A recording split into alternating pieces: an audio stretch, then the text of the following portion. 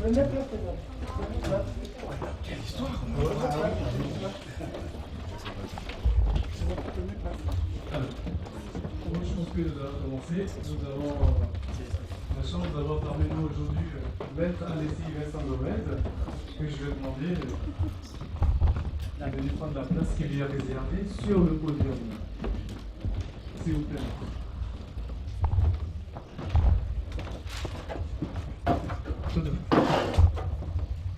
Merci Maître. Donc nous avons aussi la chance d'avoir parmi nous un représentant de notre collectivité, de la mairie. Je demanderai à Madame Odolami, Béatrice, de venir aussi sur le podium rejoindre notre invité. Et par la même occasion, nous avons notre président du club A45, M. Jean-Claude Aléco, que je vais demander d'aller rejoindre nos invités sur le podium aussi. Voilà, là je vous vois mieux. Merci, Président.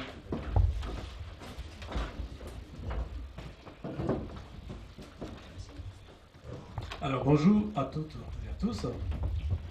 Maître Alessi, Madame Odolami, Mesdames et Messieurs, à vos rangs, fonctions et qualités, chers participants, honorables invités, Mesdames et Messieurs, c'est pour moi un bien réel plaisir de vous souhaiter la bienvenue à cette causerie initiée par le club A45. Abdelabarin, moi-même ici présent, dont je suis le vice-président de ce club. Nous avons la chance de vous avoir aussi nombreux ici aujourd'hui. Et ce que nous réunit aujourd'hui, c'est que nous sommes vraiment en famille. En famille pour parler de quoi? Pour parler de la réussite. En gros, nous sommes entre nous. Il n'y a pas de tabou. On essaie de parler tous ce qu'on pense chacun des uns des autres de la réussite. La réussite d'une personne à une autre peut être différente et diverse. Il y a plusieurs moyens pour y arriver à la réussite. Qu'est-ce que c'est qu'une réussite? On ne sait pas. La mienne, c'est peut-être de bien éduquer mes enfants. Celle de mon voisin, c'est peut-être d'avoir le maximum d'argent possible. Celle de l'autre voisin, c'est d'être en bonne santé, etc. En gros, voilà ce qui se passe.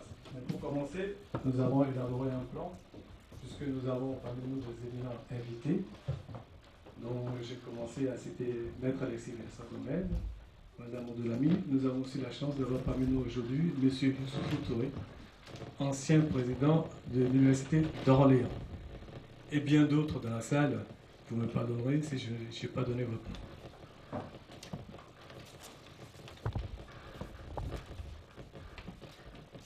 Alors, comment va se passer notre causerie?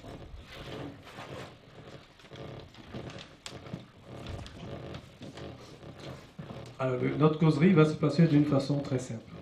Déjà, nous venons de recevoir Maître Alessi Vincent Gomez, avocat à la Cour, avocat d'affaires, premier bâtonnier de barreau de Congo-Brazzaville et grand mécène africain.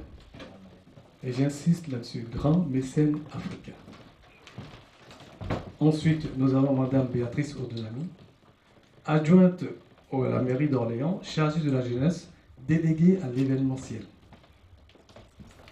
Merci. Alors, pour continuer, après ça, nous aurons la chance de confier à M. Régis Semfagemi, trésorier du club A45, pour faire une présentation du club A45. Ensuite, nous aurons un mot du président du club A45, M. Jean-Claude Aléco. Puis ensuite, la parole circulera, on donnera à Mme Odolami le micro pour nous parler un peu de la ville d'Orléans. Ensuite, nous aurons la chance d'avoir M. Célestin Ibissou, le bâtonnier du club A45, pour nous faire une lecture de l'utopie de la réussite. Puis, nous aurons une présentation par moi-même de Maître Alessi Vincent Gomez. Et ensuite, on remettra le micro à Maître Alessi Vincent Gomez pour nous dire un mot et pour introduire la causerie au niveau de la réussite. Suite à cela, il y aura un lancement de la causerie autour de la réussite et je passerai la parole à M. Evina Martial, qui est le secrétaire du club A45, pour animer la partie causerie. Voilà, je pense qu'ensuite il y aura des remerciements par notre président et une collation qui sera donnée à la fin de notre causerie.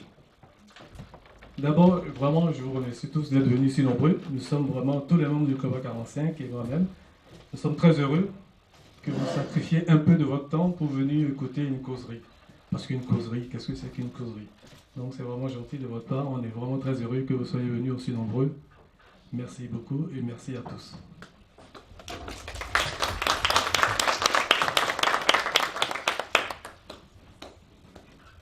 Je crois que c'est à toi la parole.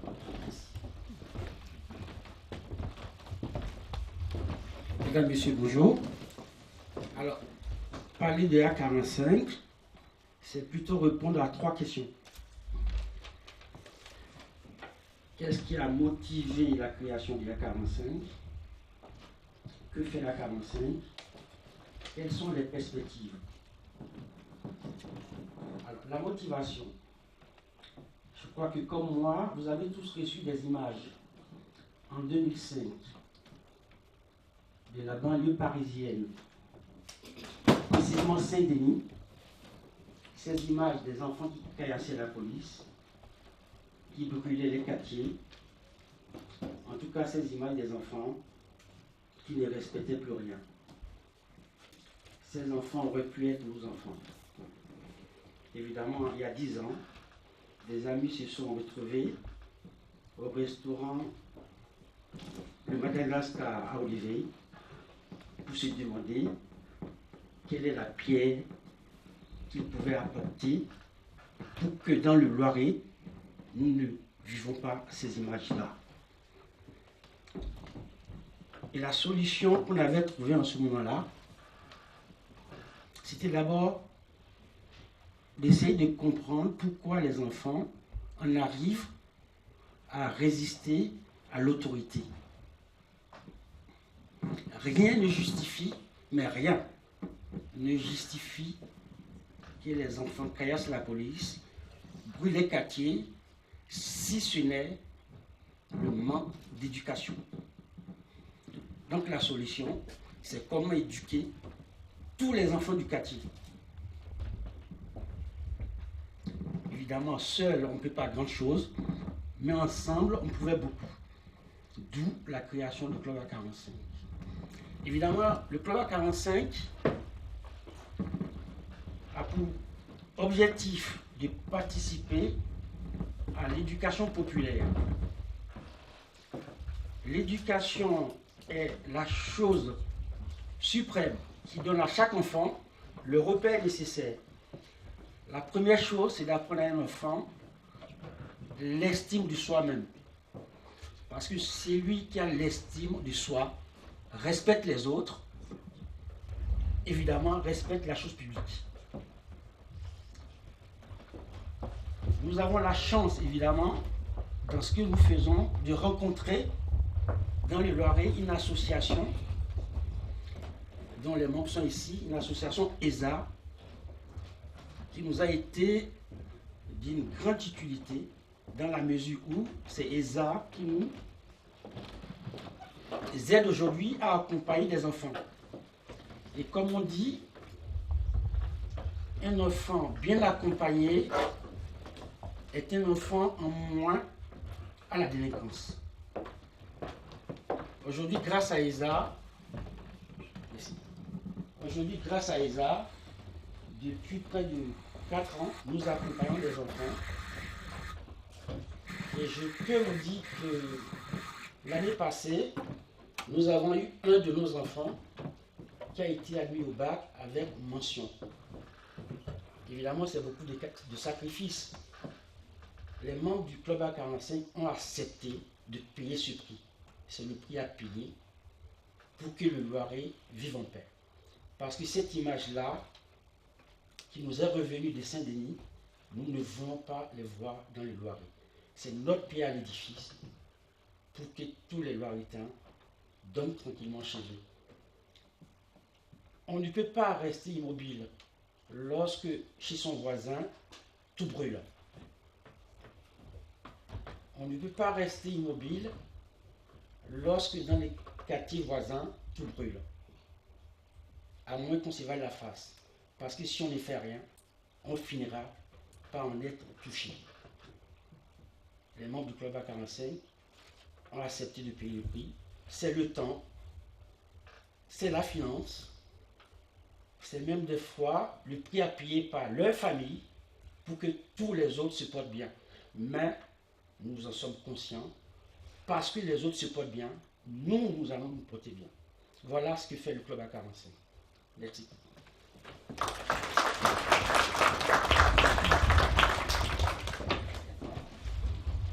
Merci, M. Faboni. Très belle description du club à 45. Je pense que tout a été dit. Maintenant, je vais passer la parole au président du club à 45, M. Jean-Claude Amico, pour nous dire un petit mot.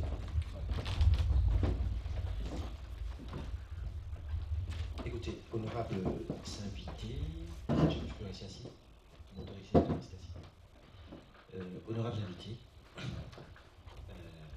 Madame Béatrice Odunami, représentante de la mairie, Monsieur le maire, qui n'est pas là, et que nous avons le plaisir d'avoir sa représentation. Cher ami, Maître Alexis Vincent Gomez,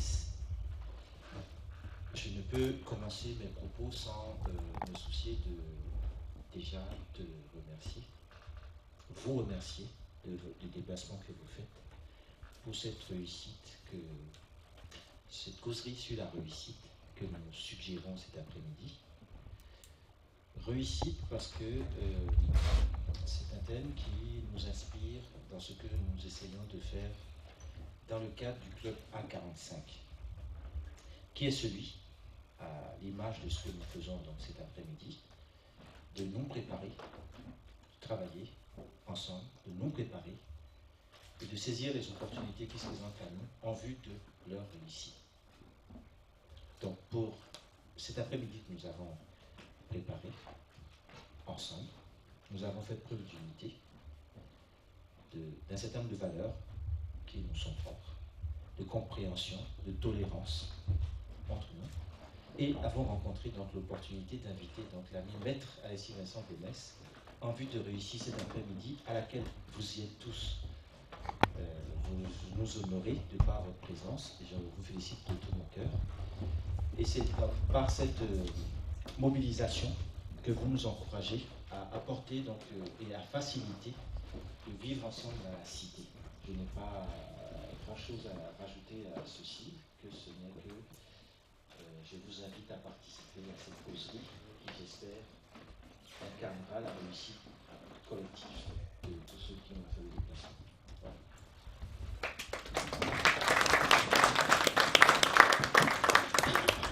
Merci beaucoup, cher président. Très belle parole, sage parole. Et maintenant, je vais donner la parole à Madame Béatrice Odunami, chargée de la mairie, chargée de l'événementiel et déléguée à la jeunesse. Merci, bonjour à tous. Merci déjà pour cette invitation avec ce thème qui nous intéresse tous et nous interpelle tous, puisque la réussite, c'est vraiment un sujet dont on entend parler beaucoup au niveau de la jeunesse, et puis au niveau aussi de la place de notre jeunesse dans la cité et dans sa citoyenneté. Donc évidemment, c'est un sujet qui m'intéresse beaucoup et qui nous intéresse beaucoup et nous interpelle beaucoup. Je voudrais tout d'abord excuser l'absence de Monsieur le maire d'Orléans, député maire d'Orléans, Olivier Carré, qui m'a donc chargé de le représenter cet après-midi et d'échanger avec vous et être en votre compagnie.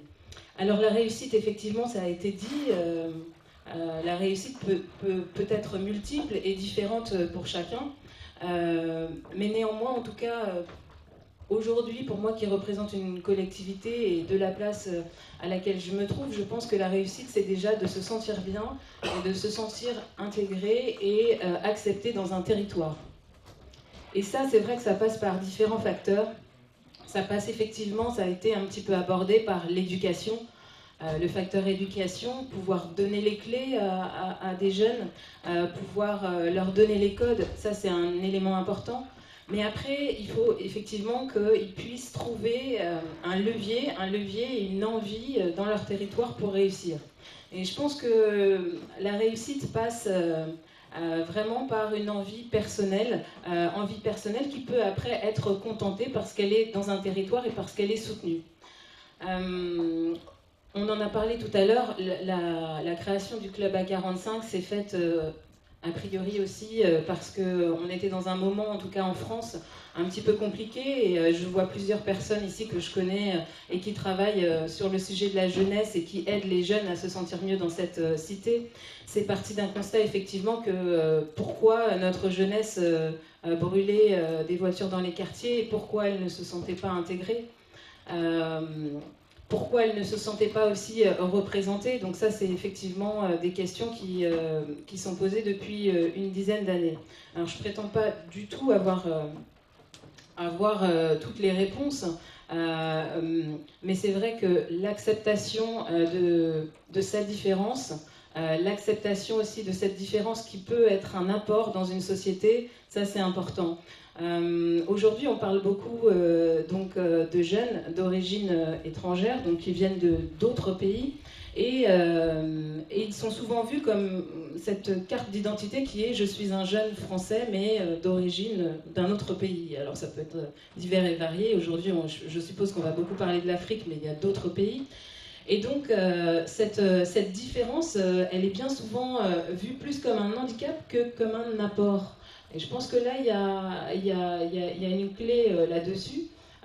Et dans le monde dans lequel on est aujourd'hui, qui est un monde de globalisation, donc, où on a besoin d'avoir des ressources qui viennent, ou en tout cas des clés qui sont internationales et mondiales, ces jeunes qui justement ont par leur double culture ou par leurs origines cette ouverture, eh bien on ne s'en sert pas. Et c'est vrai que ça n'est pas suffisamment valorisé. Alors on a un modèle effectivement vers lequel on se tourne assez régulièrement, les États-Unis par exemple, qui eux sont un continent qui est beaucoup plus récent et donc qui a optimisé un peu cette diversité et ces gens qui venaient d'un peu partout. Et puis on regarde aussi vers l'Afrique, puisque l'Afrique aussi aujourd'hui est en plein développement et a besoin aussi de ressources pour ce développement. Donc c'est vrai que ce sont des pistes aussi pour ces jeunes, mais ça n'est toujours pas, à mon sens, suffisamment valorisé. Je trouve ça vraiment dommage parce que on a des jeunes qui sont de double culture, qui parlent plusieurs langues, qui connaissent différents environnements. Et ça, c'est une force parce qu'ils ont l'humilité de connaître plusieurs territoires et donc de pouvoir s'adapter dans différents territoires. Et puis, ils ont effectivement cette réactivité qu'ont des jeunes qui ont voyagé, qui ont vu différentes choses. Et c'est vrai que ça, c'est une force. Et ils ne la voient pas suffisamment comme une force, mais plus comme un handicap. Voilà ce que je pourrais déjà dire en préambule sur ce sujet de la réussite. Je vais passer la parole, mais je suppose qu'on débattra de ce sujet et qu'on pourra échanger là-dessus, sur l'Afrique, sur effectivement les possibilités de ces jeunes. Peut-être juste une petite précision lorsque vous m'avez présenté. Alors j'ai été adjointe au maire en charge de la jeunesse et dans un mandat précédent, et aujourd'hui je suis adjointe au maire en charge de l'événementiel. Donc oui, je connais bien le sujet de la jeunesse, mais aujourd'hui je ne suis plus adjointe au maire à la jeunesse. Voilà. Merci.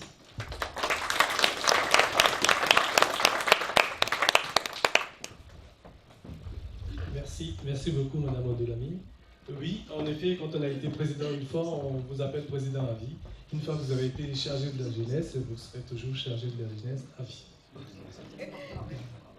Merci beaucoup. Donc maintenant je vais passer la parole à Monsieur Ebissou Célestin pour nous faire une lecture de l'utopie de la réussite. Version A45, bien sûr.